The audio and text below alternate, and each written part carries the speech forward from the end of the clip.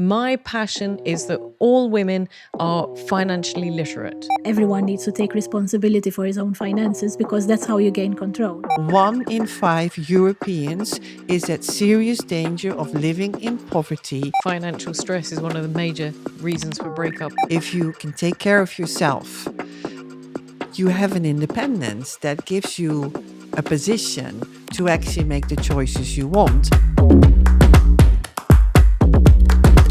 Welcome to the She Word. Conversations that women rarely have, but really should. Finance is a topic that many of us shy away from. Banking, investments, pensions, insurance, and even tax returns and VAT. And sadly, women are less likely to be financially literate than our male counterparts, which in itself leads to disempowerment. Not only will we be looking at this topic in this show, but we're also going to be looking at women in employment in the financial sector. Worryingly, women do not create wealth at the same rate as men. According to the OECD, women receive 26% less income from the pension system than men. This is from the World Economic Forum only last year. In Malta, the gender pay gap is the highest in the real estate activities, 29.7%, and in financial and insurance activities, 24.3%. Similarly, in the EU, member states where data is available, the gender pay gap is higher in the financial and insurance industries. Despite the financial services sector being gender balanced, the gender pay gap is high because more men than women occupy some of the high-paid occupations, such as specialized service managers and administrative managers. And because they receive higher wages than women within the same occupational category. However, women are increasingly taking up leadership and executive roles across the financial industry. Women have gradually risen to leadership positions within major insurance companies, which is great news. In the past few decades, more women have taken on executive and board roles in global insurance firms.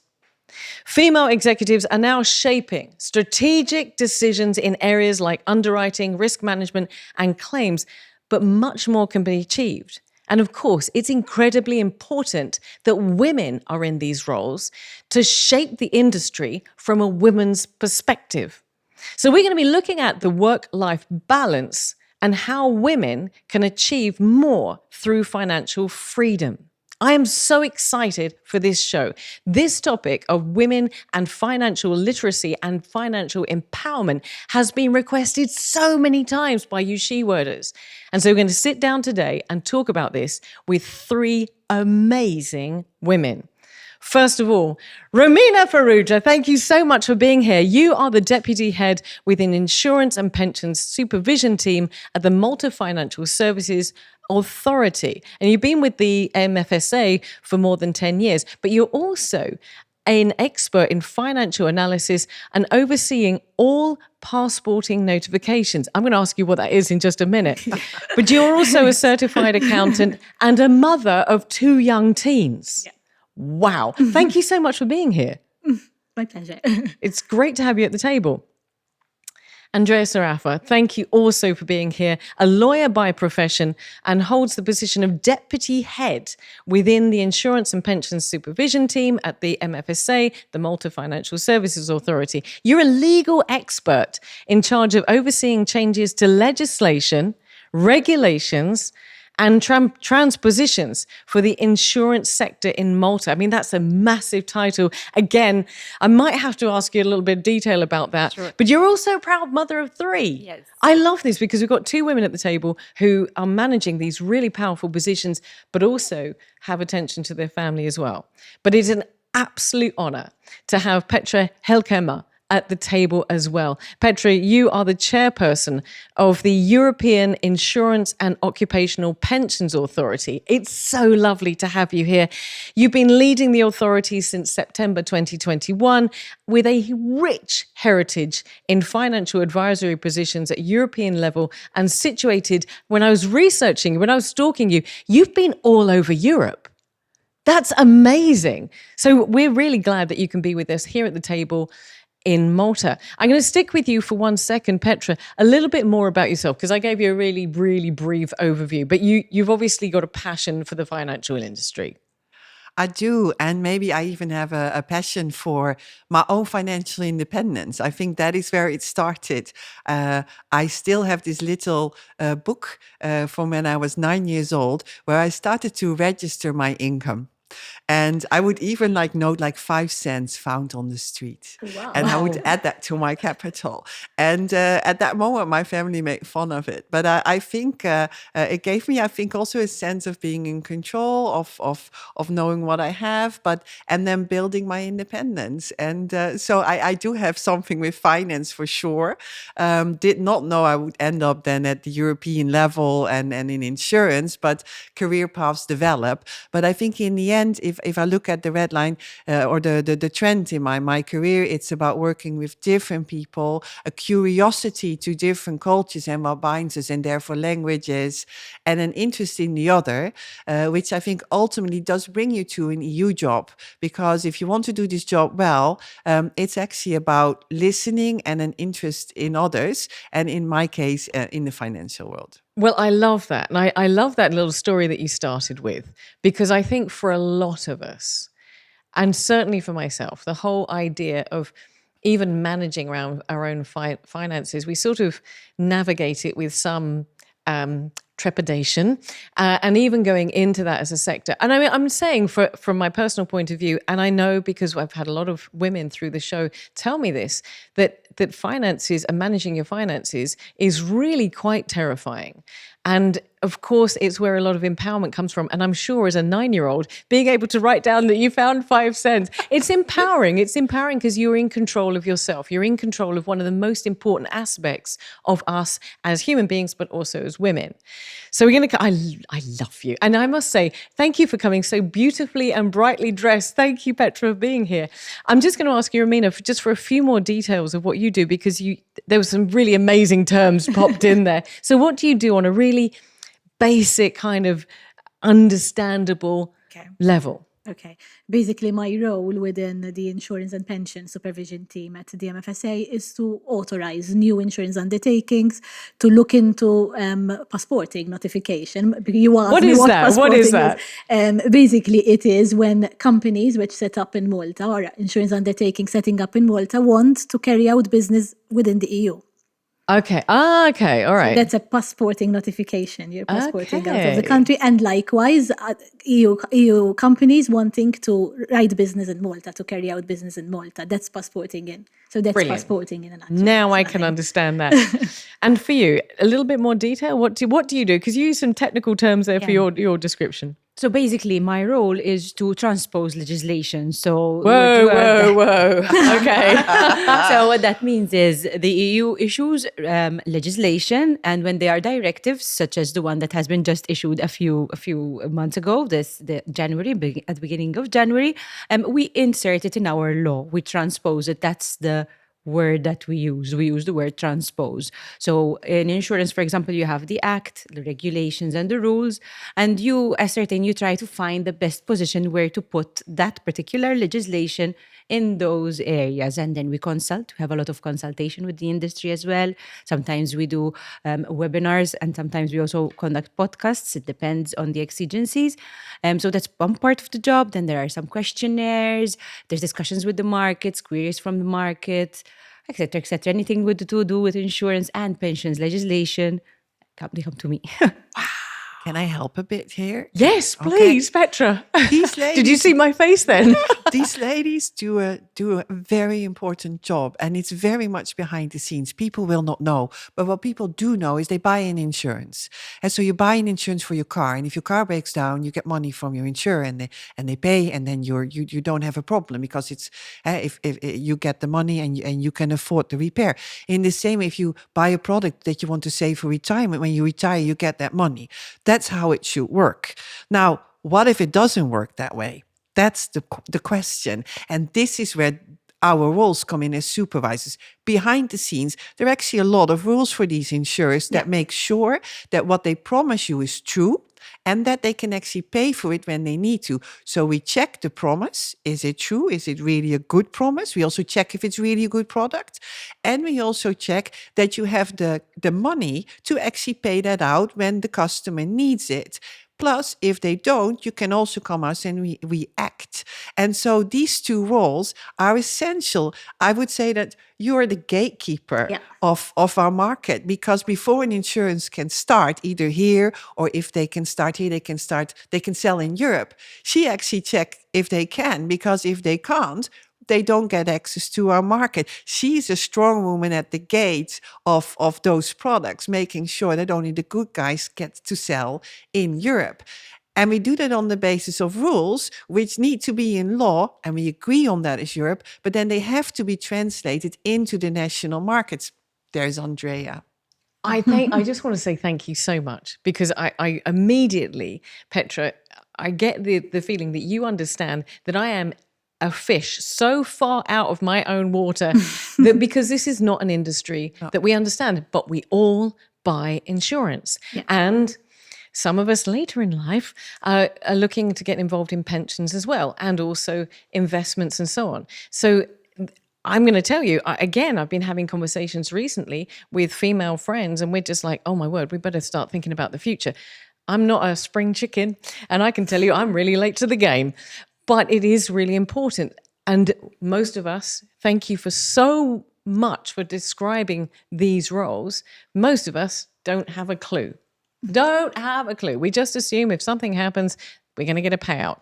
Exactly. But I'm going to just reference as a side story, when we had hailstorms, do you remember when we had hailstorm here? And we had mine was one of the cars that got absolutely annihilated by these golf ball and hailstones, and the insurance, whether or not they were going to pay out or not, was really questionable. And thankfully they did. But is when you were saying, I was like, oh, the good guys who are actually, look, we're going to talk about a lot of things. We're going to talk about us as women and where we sit within financial literacy. But let's start off, because Petra, you have wonderfully explained how important these roles are.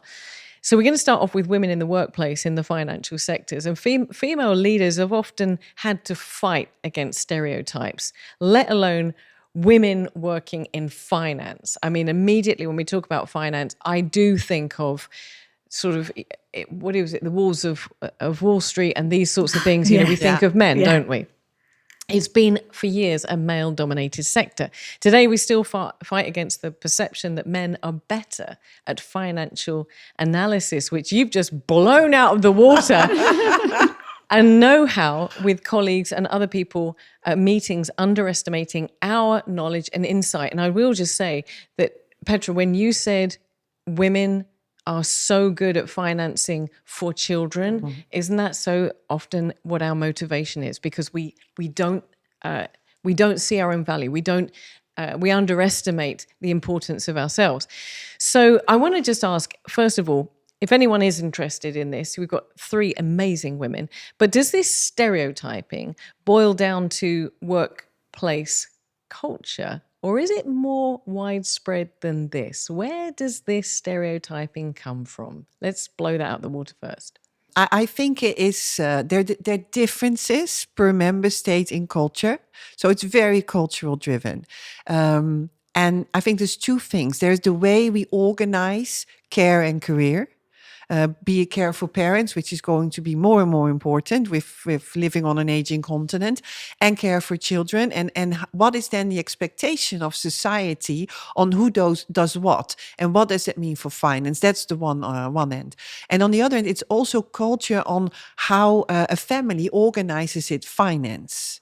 And so just going back to the country that I'm from, the Netherlands, if you look at who organizes the finance, and you see that already 200, 300 years ago, with the Dutch being overseas, there became laws that if husband didn't come home, the woman could still be in control of the finance. So we have an earlier culture where not that everyone does it, but there was a notion that also women then could continue with the business, which was an exception in law, because mostly it would go to the first male in line to inherit. This is amazing. It is. Yeah. So this has been around for several hundred years, simply because of the circumstance. Yeah, and the fact that husbands sometimes did not come home from the travels, and then the question rose, but who then gets to continue the business? And we have some strong examples of women. Now, across the board, I think that also in the Netherlands, there's still women who leave it to husband, but there are other cultures where that is much stronger. So that is the one thing.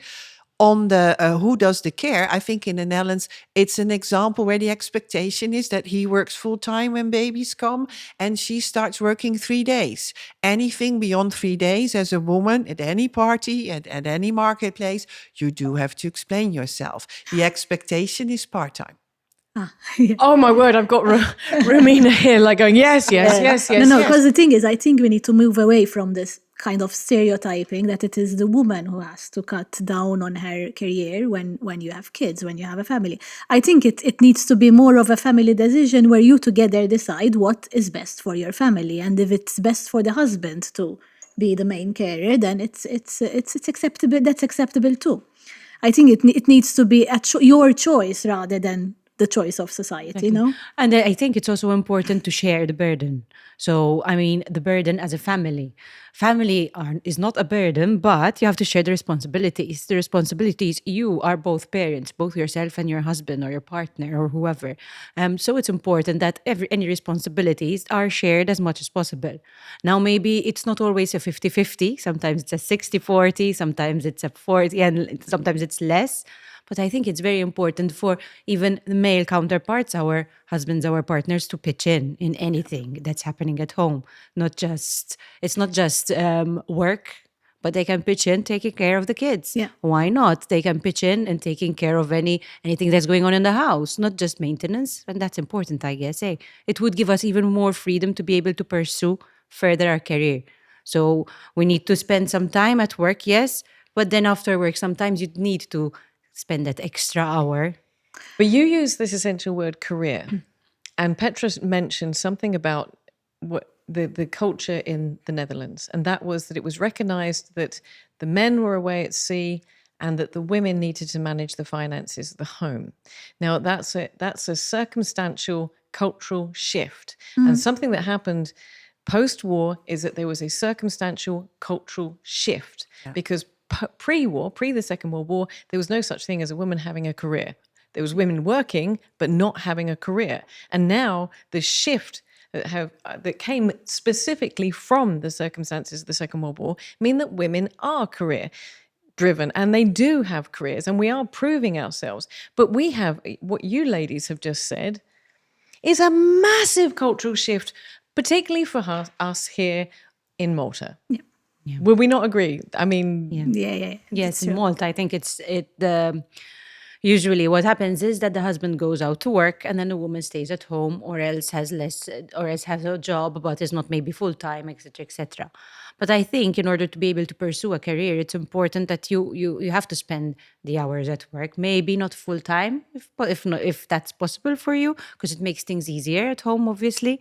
But if it's a reduced hour job, for example, that sometimes helps out with the family obligations, maybe. But even there, I think as well, from at least from my experience, COVID was a horrible time for everyone. But post-COVID, I think it helped because we learned, well, I think all countries learned that flexibility works, that you can be as effective from home as you can be from the office.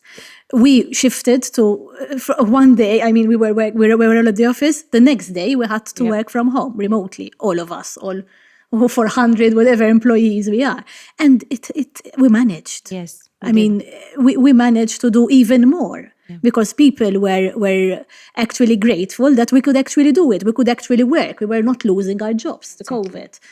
We had the facilities to work from home.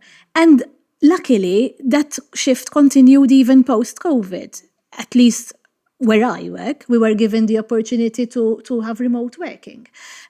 So we have a number of hours per month where we can work remotely, and that has helped incredibly. Yes, but you still use the term helping out. Yeah, I heard that. Can I? Please? Yeah, because I saw you and we were like, oi, helping out there. How do we appeal to men here? And this is it. I once had a boss, a female boss, and I was in the middle of something, but I was pregnant, and I said, well, I'm actually pregnant, and she says, if the company can't cope with those 4 months, they're not well organized. And that's it. I think for businesses, the maternity part, the leave, is something you just have to manage. I mean, that's the reality of society, that we can't lay an egg.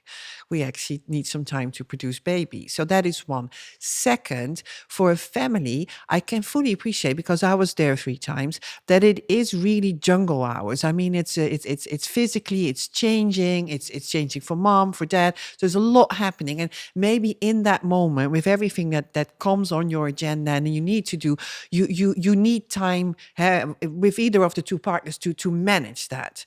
But what is so important is that you keep a long-term perspective. A short-term break is not per se a bad thing to cope with the load in a short period. But by the time the kids go to school, and they can go to school about 3 or 4 years old already more peace comes into the family. This is where you can go definitely back to both developing your career. Economically, and this is really true, it will help the family because you have 2 careers you can lean on. If one goes bad, the other one still stands. You have 2 pensions that will cover for you later on. You have 2 networks that will help you also to keep employed both. So there's so many reasons why, if you want to take care of the family, the focus is often on how we're going to take care of the kids in being there for them. But you also need to provide financially. And why would the man have to do that on their own? In my experience, my mother used to work. So for us, it was not something new.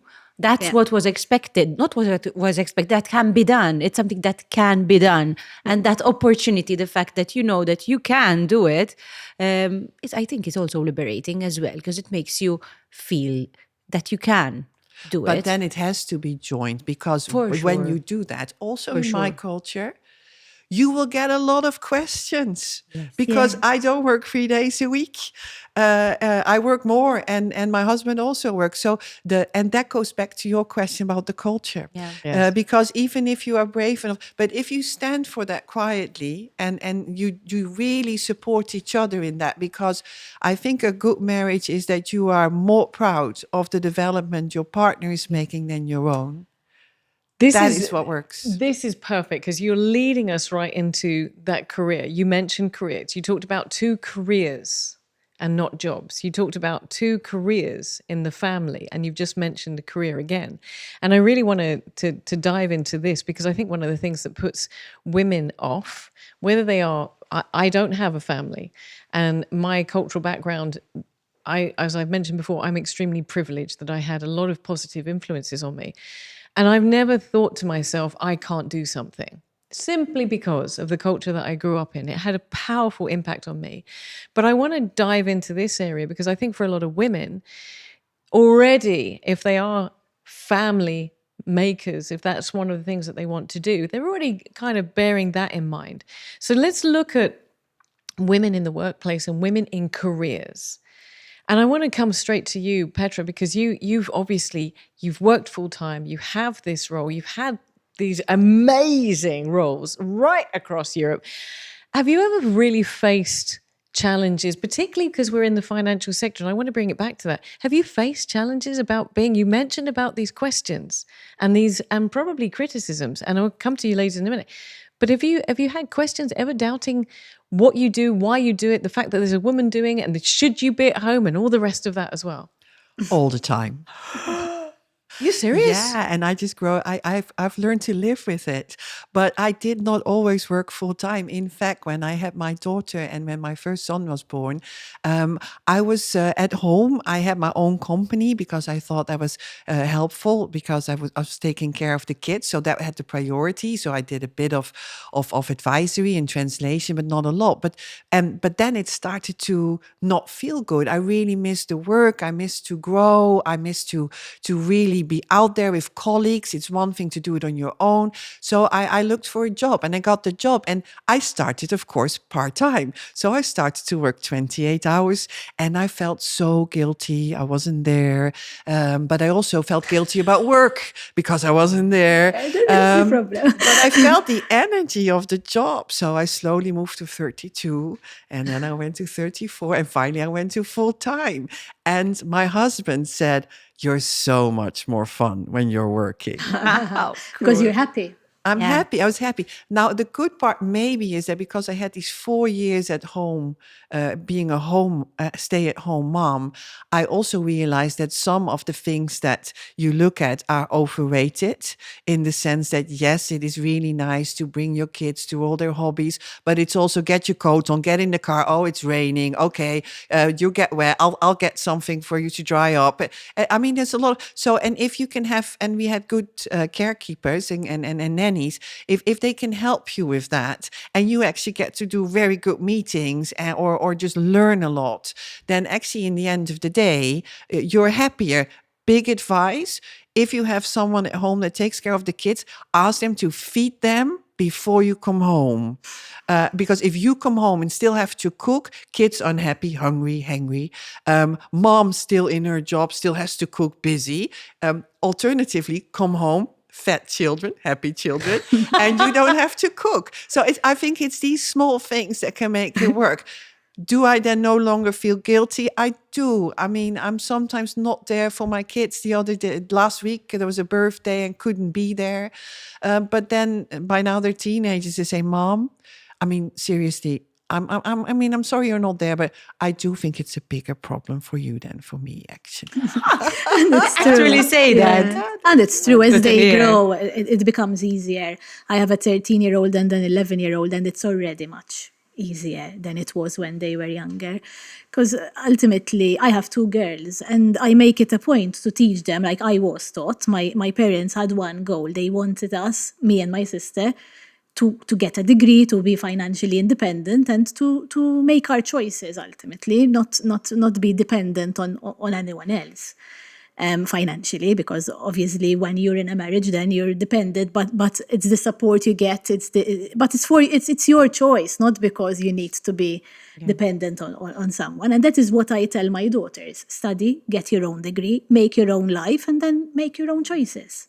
And it's also important for the boys. I have 3 boys, 10, 8, and 11 months, 10 months. My youngest is 10 months old. I think it's important to teach them that the wife can go to work and everything will work out. Is it easy? For sure, it's not easy. But it's because everyone has to pitch in. So they see their father pitch in. They see their father. It's not a pitching in. It's a shared responsibility, which I think that is important. The husband is not babysitting the kids. No. He's actually taking care of them because being the father. Exactly, he is being the father, and I think it's important for the younger generation also to see that and to teach them Absolutely. that is important, especially boys. Well, I'm going to jump on that because you absolutely hit the nail on the head that we need to educate. Yep. We need to educate. But I'm going to ask you to reframe your thought for a second, because you said it's important for the young boys Yep. to see that the wife goes to work. Now, we might be having people listen to this show who are not wives. They're not mothers. And I want to reframe that thought to focus on why women need to go to work and why women go to work in the financial sector. I mean, I have in my head, the more women that we have in let's say, for instance, as a parallel, the more women we have in AI, working in AI, means that we have more of a gender balance in AI. We know, if anybody knows anything about AI, that right now we have a significant gender balanced bias towards men in AI in the way that it's scripted and written, and obviously, therefore, the results. Without the gender balance, every time you're going onto a search engine or something that's pushed by AI, then we're going to have a gender bias towards men in the outcome. So we as women need to step up if we want to have equality, and in this case of this conversation, within the financial sector. So I want to reframe that thought away from being a wife and into a woman. And I want to come back and move away from us stepping up. We've got three amazingly powerful and incredibly inspiring women at the table who've managed the home, the work balance, the criticism, and obviously the commitment to the children. But I want to take that now into the work environment, because we think of for the financial sector and we think of it being a male-oriented industry. So I want to ask again to you ladies, have you ever come up against barriers? Let's start with you, Petra, because you've had a very, very wonderful wide career. But have you ever come up against male opposition? Because you're in leadership. You ladies are in leadership. Has there ever been that? Well, I must say, like concretely, like an incident that happened, never. But I think that is exactly the problem, that that there is literally something like, but you are a woman. But but it's little things that are said that if you start to look out for it, they are there. It's a situation where you note that actually hardly anyone, also in the central bank in the Netherlands at some point, actually was a woman in the management teams. And this is also where women all need to step in, but we need the men too. And fortunately, several men at the top also said that needs to change. So there was an agenda where we really pushed for more diversity in management teams. And that for sure also helped to get those women in. But the next thing is that you do not adjust, but you remain yourself. Again, that is not easy. And if you would have seen me in the beginning of my 30s, I was wearing my hair very tight in a knot, and I was wearing black dresses always. I had many different black dresses. There was a point, and it was after the birth of my last son, and I had some difficulty getting back. I was an older mom. Physically, it was more difficult. I felt pressure. There was competition for jobs, and it took me a while to get back on it. And I could have maybe had more support for that, but I think there was an implicit thinking in the organization. That is the third child. She probably won't go for management anymore. It was never said, but and once they realized that that was not the case, I got the full support. But implicitly, that thinking was there, and it was difficult for me to address it. But I also think it was difficult for my bosses to address it, because do you feel comfortable asking a woman, are you still up for it? And I think you should be. But by the time we had that conversation and then I wanted to move, I got full support. And if it wasn't for these men in my job, I wouldn't be here. So it's men and female that need to do it. But you need to talk to each other. And I wear collars, I color my nails, and I stay who I am. And that is what you have to do in your presence, because then you bring diversity, but also in your comments. And a great example is that I was in a management team meeting, and we looked for a new project leader, and there was one other lady, and then there was a lot of guys. And someone said, but what about her? And then someone else said, I'm not sure. I mean, she just returned from her maternity leave. I don't think she's up for it. And then the other lady said to me, Petra, did you hear that? Did he say that out loud just now, or was it me? And I just said, I think he said that out loud. He really did that. And then we just both looked at the guys. And she got the job. And so I think you could also have responded by, you should not say that. That's bad. But I think sometimes it's better to just raise those implicit things to the spotlight, because I do think that there are many men who will then also step in and say, oh, I didn't look at it that way, but I'm happy to look at it differently. You're yapping away there. No, because it's true. I mean, What you just said, Petra. Sorry, I'm just it's flabbergasted. totally true. I don't think it's about gender. Ultimately, you're either a good leader, a good career person, or you're not. And yes, women bring a lot to the table. They bring compassion, they bring empathy, and that's important for a team to thrive at the end of the day, because what happens in our position, I'm as good as my team. If my team is not thriving, I will not perform. But likewise, it's not about gender, because you can get empathy and compassion from a man as well, from a male leader, and I got that maybe in a more subtle manner, not as open as a woman, but you still get it.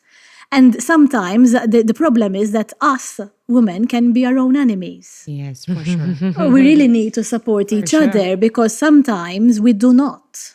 That's for sure. I think that's important. We were talking about this the Yes. other day. In fact, you can have really great women bosses and you can have really great men bosses. I think Yeah. it's important for a leader to be able to understand what's going on. If for you it's important that today your son is sick and you need to go with him, he needs to go to hospital, and you have that important meeting that no one else can attend, I mean, it has to happen. Something has to happen. Something has to give. Even this balance thing, I think it's priorities rather than balance at the certain point in time. If your son is so sick that they need to go to hospital, you can't not go with him because it's a really important thing. He's sick. He needs you. He'd want you. Now, okay, can the husband go? Of course. When that happens, we usually both go. So we both leave. Both myself and my husband would need to go to hospital. And that's why it's important to have a leader who'll say, yes, of course, what's important is your family. Go and take care of your family. And I think we are very lucky in that respect as well, that we have leaders who can understand what we're going through and they'll say, go and take care of your family, because that's what's important right now, because they are sick. Like, that meeting can be moved to another meeting. If not, someone else will step in. And that is very important, I think. But don't you think? I'm going to throw this onto the table for a second. We've identified that this shift, there is a dynamic shift in culture that is gender related, and it's happened across the world, but it's particularly happening in Europe. Probably started in Northern Europe, and now we're seeing this here in the southern part of Europe as more frequently. And that is the shift that we're coming to a position where both genders are equally contributing to society. But as you just said, sometimes we're our own worst enemies. And we use dialogue and we use terminology, like you were saying about your husband helping you. It's not your husband helping you. It is if we are equal, we should not be using that dialogue. We need to start with ourselves as women, because we need representation in these sectors, such as finance. We need the representation not just to be seen in the sector, but to make the choices that are then going to affect women and men. For instance, some of the with all due respect, some of the legislation and laws relating to finance and roles here in Malta are still, I'm going to use the word archaic, and they need to be addressed. They are so out of date, for instance, with the tax law, but everybody who knows me knows that I'm horrified about this right now. But even if we're in a workplace, we do know that women are often referred to as bossy, when we'd like to be referred to as assertive. We as women need to stop using those terms on ourselves and on the women around us, and we need to create those subtle cultural shifts, because we aren't going anywhere. Yeah, and maybe one of the important things we need to remember is that they don't have to like you, they need to respect you. That's cool. And that is very important, how you position yourself. We start from the family. That's where the women came in. We also need to care. But by now, it's so much more. It's care and career. If you are a woman without children, but you have parents, we live on an aging continent. Many elderly people will retire, but then they will also get older. When you are older, you have more health problems. we are up for a major challenge with elderly people that need to be taken care of.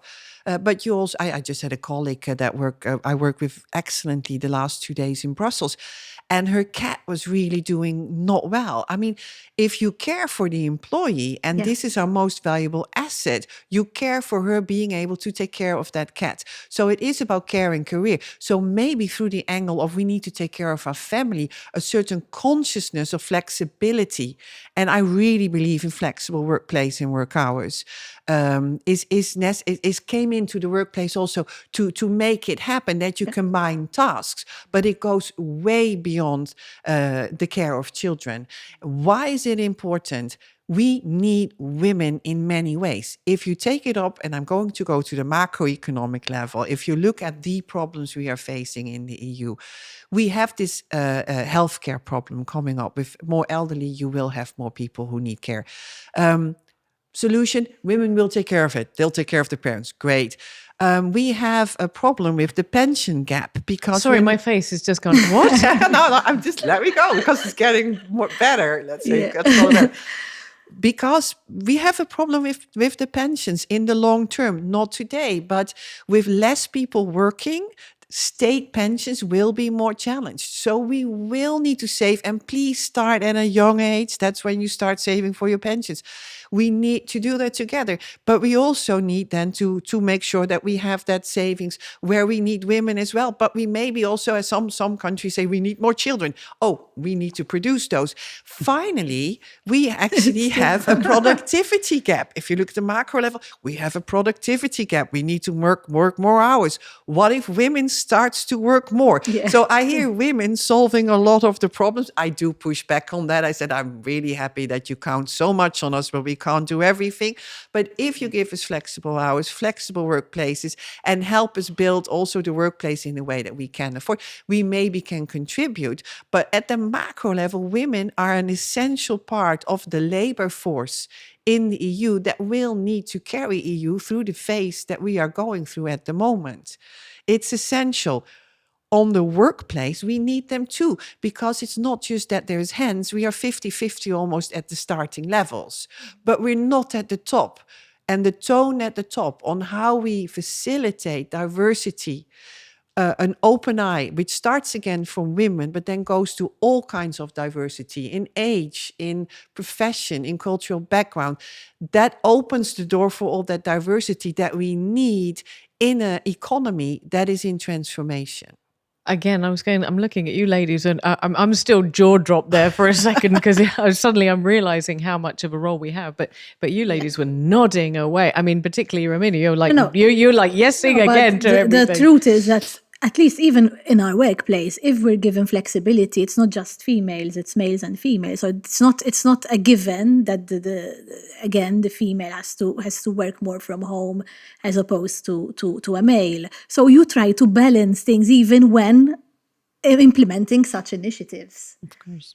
So to normalize the fact that it's not necessarily the woman who has both that flexibility is important as well. The flexibility can also be in your working hours as well, as in so our job allows us to be able to work less hours than 40 hours. You can work 30 hours, you can work 20 hours, as you mentioned, Petra. You start a bit by bit, and then you increase. But in those 30 hours, I realized once I went back from maternity, I do as much as a full-timer. So because get the pay. Exactly. Because I work so hard, so much, I don't get a break, so that I'll be able to work even during the break, so that I can, because I haven't done enough. Sometimes I tell, I'm going back home, and I'll try and do some extra work because I don't think I did enough today. And actually then when you really see what you've done in a 30-hour job, the job of a full-timer, if not even more, because you try to condense so much work to be able to push off and make sure that you reach your own deadlines and make sure that the project is actually out, because obviously projects sometimes end up as being kids. So when they're out, it's like you're giving birth to a project that you feel that project is yours. So you want to finish it, you want to finalize it. And the only way to do that is to work more. But that's why flexibility is so important. For all, because there will also be men who have Yes. parents, and or maybe there's just brothers that don't have a sister to lean on, and they still have to take care of parents. So it needs to be a joint effort, and from a cultural perspective, that you need to discuss that. But frankly, if you look at me and my husband, when we go somewhere, he drives. When you ask him, he takes care of me and he helps me with my career. If you ask me, I'm very happy with his support. There may be still some unbalance in there, but we are totally fine with that. So I don't think it has to impact on your relationship when you proudly together carry a family and a career. And I think, and outside of that also, I mean, my sisters take care of my dad. I'm really grateful for men doing that. I love what you just said there about the driving, because my husband loves to drive and he'll always take the keys unless we need to get somewhere fast, in which he'll give me the keys and he'll say, right, we're going in the Abarth and you can drive to. Funny. But coming back to something that I want to touch on something that you just said, because I want to look at financial literacy for a second and shift this conversation around for a moment. But Petra said something that's really important. We've talked about flexible working. We've talked about women being back in the workplace. We've talked about the challenge of women, but also the need for women to be in the workplace, whether you're a mother, whether you're not, whether you're coming back from maternity leave, or like me, you've worked all your life. We have a role and we have to continue with that role. But I want to come to this idea of financial literacy because you touched right there on the changing shift. Not only are we having a changing shift of gender, but we're also having a changing shift of age. We're living longer. We're working, or having an aging population. You mentioned about pensions. I hadn't even thought about this. And I think for a lot of us women, we kind of just say, oh, well, look, I'm going to speak from my own position. I'm always like thinking that I'm still 25 and I'll get there. When I'll think about it when I get to 50. I am 50 and I'm still not thinking about it. So, but it's one of those things that we potentially don't think about. And we had a conversation before we sat down and we talked about there being a gender bias towards the men looking after the financials of the home, which is great. Unless something goes wrong. And that's what we said. We said exactly that. It's great unless something goes wrong. Yeah. And now the divorce rate in Malta as it is, there's been statistically a divorce a day since the divorce law came in, statistically. Well, but we're finding that people are separating. And we're finding that not only that, women, young women, powerful young women are staying single longer, but perhaps not benefiting from financial literacy. And so I want to touch on this for a second, because financial industry, financial literacy, it does have in our minds a gender bias towards men. So I want to, on a very simple level, if you ladies were to say, okay, my passion is that all women are financially literate, what does that mean? Give that to me in real basic terms. Okay, shall I give it a go? Yeah. Okay. Our Queen Maxima of the Netherlands is also the United Nations advisor for financial inclusion. And she has a bureau in the United Nations and they call it financial health. And what is the definition of financial health? First of all, it's literacy. It's that you need to understand your finance. And if anyone who watches this goes home and says, can also be a boy, yeah? But goes home and says, I actually need to understand what is my income, what do I actually spend, how much is left of that at the end of the month, and what do I do with that? That simple question, look out for it and do it. Just do it. The second thing is that you also understand that you are resilient to shocks. What do we mean? If your washing machine breaks down, if your car breaks down, it's like a short-term problem, but that comes with a cost of between 0 and 4,000 euro. Can you deal with it? Maybe through an insurance, maybe through savings. Have you thought about that? And then it is, besides understanding and knowing what to do and dealing with short-term shocks, am I confident that I can live well in the future? Essential question. 1 in 5 Europeans is at serious danger of living in poverty in old age.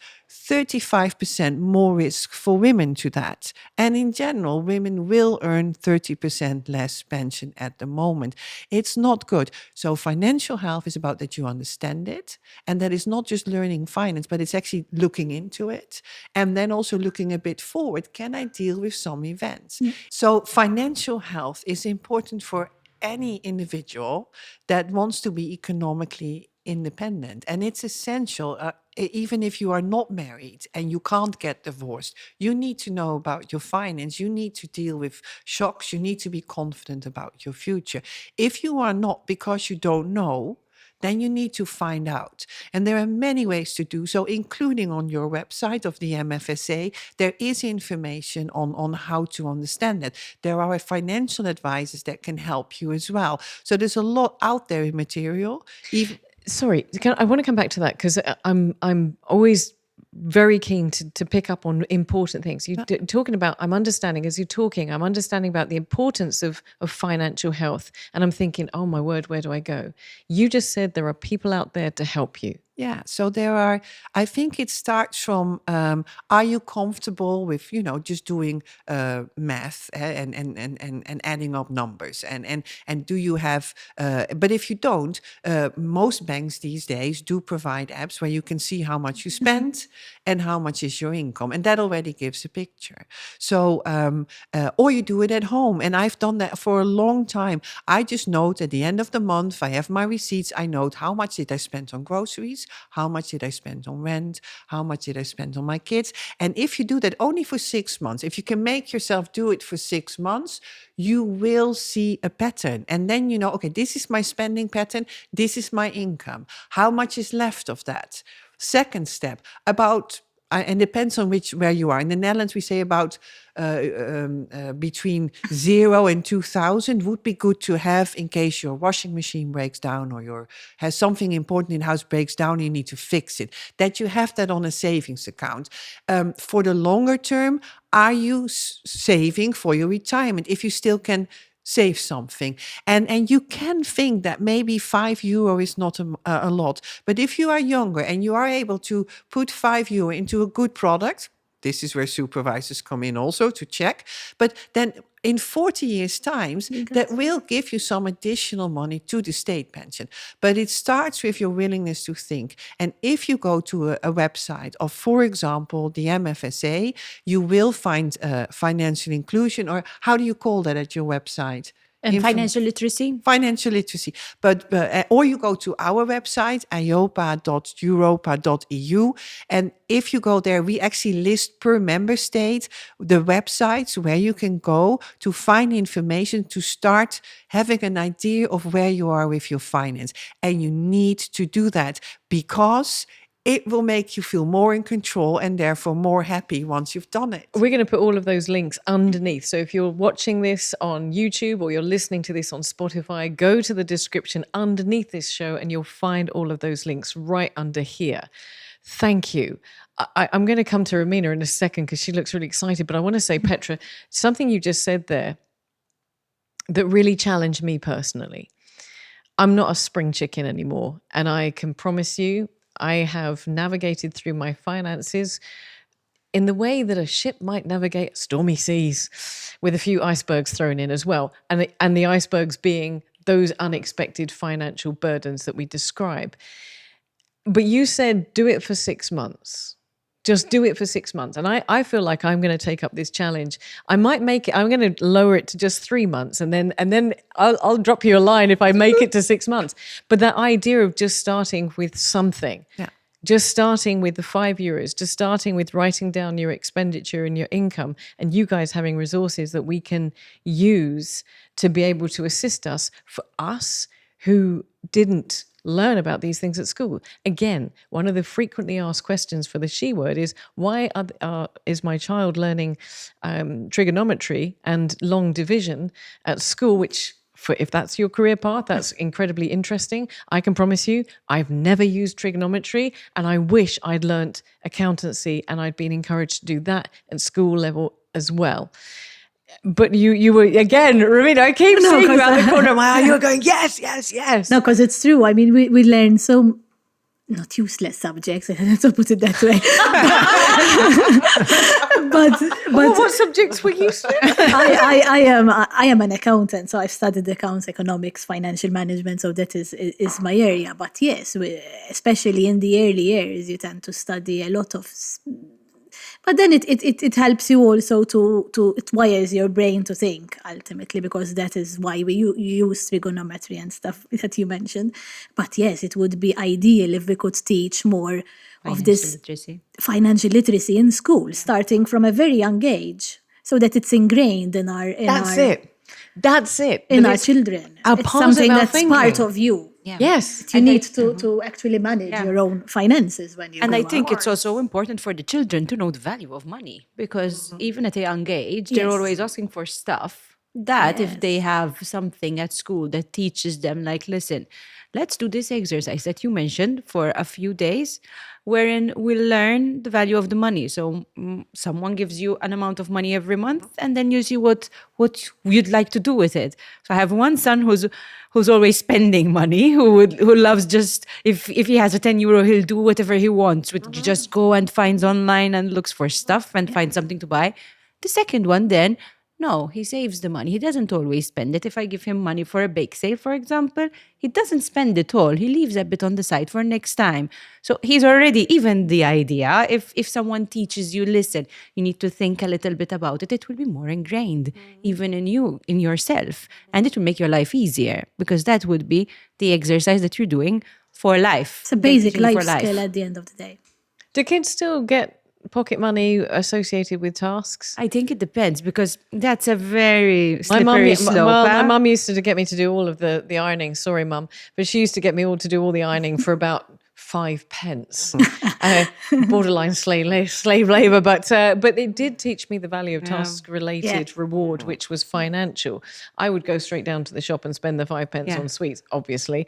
But I love this idea of being able to be advised to teach generations about, from a very early age, about financial health. I like this financial health. This is really cool. It goes beyond the literacy. It goes beyond the literacy, because it really goes to using that literacy to understand where you are, and if necessary, take action. And the 6 months, or if you can make it 3 months, and I look forward to your email. Challenge accepted. Anyone with me? But it really helps to give you insight, and it also can give you like a comfortable insight. Like if you spend a lot, then you think, I spend a lot, but you look like if it's on restaurants or if it's on presents for people, then you also will know that if next month is a worse month, you can just eat at home. So there's flexibility in your spending. You can adjust. If you spend a lot, but it's on fixed costs that you will have to, then you're earning too little. So it's things that I think a lot of this as women is common sense once you see it. Yeah. So don't be afraid of just putting it in a row, because once it's in a row, I think the multitude of women will be perfectly able to understand what they're looking at. And repeat that exercise if you don't make it like after the 6 months or 3 months, but do repeat it when you have a life-changing event. And one of my life-changing event was, of course, when I married my husband. And then I went anew through all our finances. And then I informed my husband that he was actually not insured for really a lot. And then he said, oh, really? I wasn't aware. And I said, but now you are, and you will be insured from now on. So it also is good to look after that, because and in the same way, I don't really believe in having tasks for a kid to have the pocket money, because part of the money should be a little money, but at young age should be there to just spend as you like. A kid can better go broke or have a debt that you need to really talk about and don't do that again when it's 40 euro than when it's 4,000 later on. So let them have it at a young age and they will learn. Yeah. And in fact, children tend to spend your money, but Exactly. not their money. That's true. When they're saving up their money, it remains there. Shall I use it, Mom? Yeah. Yes, you can use it, but can't we use yours? I could have taught me your kids. I love that. But I also like this whole idea of this, moving into it even, and I am going to take up this challenge, because even at my age, I think for anybody who is listening or watching the show, I think it's important not just to focus on what's happening with kids, because there is never too late. I mean, I have to say this because I'm a relative newlywed, and me and my husband for Valentine's, we decided what we were going to do is go and get the pension together. I know, and open bank accounts together and this sort of thing. Romantic that we are. But it's never too late. It's never too late to take up Petra's challenge, never too late to get the advice from you guys, and never too late to bring this around and turn it around, because let's face it, we can't reverse it, but we can improve the future. Yes, and you still have many years to work. So, Oh Lord, do I? I think so. No, so, but thinking, and I think so far the best planning example I saw that even I was not aware of that would be possible. So this young lady from London City amazed me. She actually told me that when she and her husband got married, in her prenup, they agreed on a monthly amount he would pay her for all the months she would be out having babies. That's So very clever. that's the max that I've seen. But I do think that they at least had a very good discussion about the loss of value of that period. And they found a way together Wow. to solve that. I love that. Wow, because Oh, during wow. those months when you're on maternity leave, and maybe because here in Malta we have those 4 months that are paid, 3 by the employer and 1 by the state, and then we are lucky we can take a little bit more because our jobs allow it. But in those months when you are unpaid, then then you have to see where you're going to get the money. Either you save it from before, so you'll have to think about it, so you know that you're pregnant and you save, or else you have to see where you're going to get it. For sure. I mean, this is one of the big reasons that we need to be sitting down and having these conversations about financial health and pre-planning and so on and so forth. Because I also love what you said, Petra, what you've all said, but I'm going to pick on Petra for a second. But you mentioned about the washing machine breaking down. And I'm sat there, when you were saying that, I was sitting there thinking to myself, do I have financial backup if our washing machine breaks down? I think probably not. And it does cause an insane amount of anxiety. And then, of course, the knock-on effect of that is that it lowers the quality of life for that period. And we as women take that upon ourselves to feel the guilt, the responsibility, what can we do, et cetera, et cetera. I want to come full circle because I know this isn't... Can I just do one more thing? Absolutely. Yeah, so because otherwise I don't think we do right to maybe those who do look at their finance and already have stress because finance does not look good, or who have somehow ended up in debt and they are actually already very anxious about that. Which is can I just add in, a very high percentage, a very, very high percentage. I want to just put this on the table that whilst I'm sitting with 3 ladies who are exemplary in regards to financial health, for the rest of us, it is not only frightening, but we're probably not sitting in the best places. And the thing is that, and you triggered it with the word anxiety, because what you see, and there's a lot of research, is that families and individuals who are indebted or don't know how to deal with all the bills that are coming in, and that happens a lot. We've just gone or still in a cost of living crisis. People have seen prices go up, energy prices go up. How do you deal with that? And the anxiety in those families is impacting all their decisions, and it has a general negative spiral on how they like their job, how they feel as a person, how stressed they are. So it has a huge impact. What we also see is that coming out and actually talking about the fact that you have a financial concern or problem, or maybe debt, is very difficult. There's a lot of shame in it, but I think particularly women will know it's there. Again, there's a lot of projects and ways or organizations where you can go to who will look with you on what is your real situation, how bad is it really? Maybe even jointly open the envelopes you didn't want to open anymore, and then help you to organize. But also they can also help you sometimes even negotiate with those who still are with whom you are indebted, to see how you can restructure. And that's a difficult word, but it just means that you try to either pay less or you pay it in time, but to find a way to get you out of that situation into a more healthy situation. Every time you wait longer, you'll just have more stress. And there is attention for that. And there are people that can help you. But the shame and the blame on yourself is enormous. But the best thing you can do is try to find help. Talk to a family member, talk to a friend you trust, go online and find those organizations that can help you. And I'm so glad you touched on that, Petra.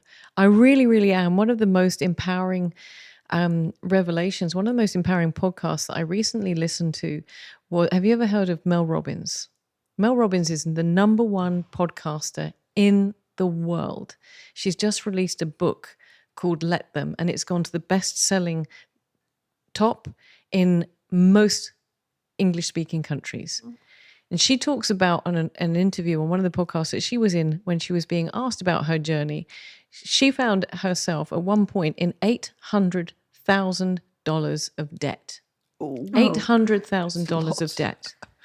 And because of that, she started working with events. She started then doing public speaking. And that is where her journey started rising her to being one of the best in the world. We have an amazing, inspiring woman as the top podcaster in the whole entire world who just talks about her journey. And I want to really use that opportunity to inspire women. Maybe it's not on that scale.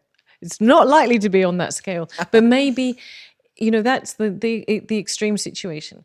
Nearly $1 million in debt, going to being an extremely successful woman.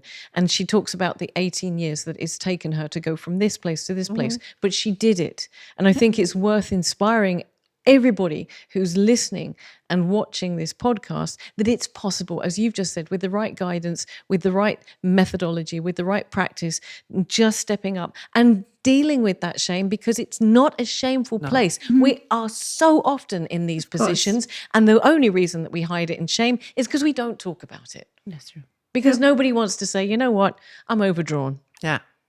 Or I'm having a problem meeting my mortgage payments. But every single person has stood in those shoes, no matter who you are. True. And that's why you need to take responsibility for it. Everyone needs to take responsibility for his own finances, because that's how you gain control. Her finances. You said his finances. Your I know. Your finances, or his or her finances. Okay, so no, I'm married, so basically we manage our finances together. He's an accountant too, so we don't really. It's a kind of we mingle all our pays together, and it's we use as a family. So it's a family finances, but it's important that I know that we both know what we're investing in. Yes. What measures we're taking for pensions. So it's important to take these decisions together, because you need to know what's happening ultimately to the finances which are available within your particular family. So it's not good to let your husband take all the decisions, for instance. Even you need to know like going abroad, for example. what's happening. It's a big decision as well. That's a lot of money spent. It's important that major expenses as well. Exactly. You need renovating your house. It's something that you have to decide together. But even the investments, I think, because even those are important. It's important to know if your husband is investing in something particular, especially when we have a pot that you share. Yeah. Because as we were mentioning, when things are okay, everything is fine. But when things go wrong, then, it's important to know about everything that's going on. And just touching on that for a second, that the financial stress is one of the major reasons for breakup for marriages and problems within marriages and relationships, and not just marriages, but relationships as well. I'm going to ask you guys, I know this is insane. I could sit here and talk to you for another 2 or 3 hours, but I feel really inspired by what you've said. And I want to close by asking you 2 questions in turn. So I'm going to ask both of you, all of you, these 2 questions. I want to start off by asking you to inspire. What would you say in conclusion to the discussion we've had about taking on a mindfulness for your financial health?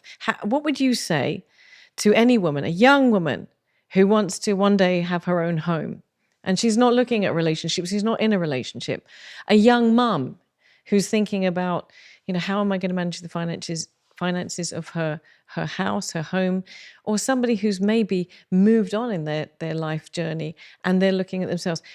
What would you say to them to inspire and give them the empowerment to address their financial health? A tough question. I know, I'm going to ask it to each of the ladies, but you're going first. Okay. So I think what I would tell them would be to start with the exercise Petra has told us about. I think it's a very important starting point. That's when you will know how your finances are, where you're spending most of your money, what needs to change, if it needs to change, to prepare for that cushion. I mean, I loved what you said about that, to have a cushion. And then you can also go to the next stage where if you want to spend more money going abroad or doing all these beautiful things, then you can go there as well. I think you have to work hard, that's for sure. I think for me, it's very important to work hard in anything you do and to have faith and to be happy. I think they're working hard is the frightening bit. Ramina, the same question to you. Okay, and no, basically, you need to, first of all, work hard to be able to earn a sufficient amount of money, to be able to live a good life, basically. Know what you're earning and know what you can spend. Because many times these days we're exposed to a lot of through social media, through to a lot of information of things you'd want to do, but you need to first of all understand what you can do and look at your own finances and not overdo it. So if you can't afford it, you do not do it. That is very important. Because ultimately it's you need to look at yourself and not at others, because others may have different priorities, different income. That's not so easy these days when we have so many influencers Yes, but it's telling us who we should be it's and what we should essential be. and it's key. For Absolutely. example, I can take the example when I got married. You're preparing for the wedding. It's a major expense. It's a very big expense. But the first thing we did, we sat down and we set a budget, because you can go sky high. But this is what I can afford to be able to continue renovating the house, have a honeymoon. So you need to set your own budget and you need to understand what that budget is and not go overboard, because then is the recipe for. So you're for saying you disaster. need to, and looking directly at me, and now I'm terrified. No, not just you. Everyone. Petra, I want to ask you to come to close that first question, to inspire and empower women to proactively take care of their financial health.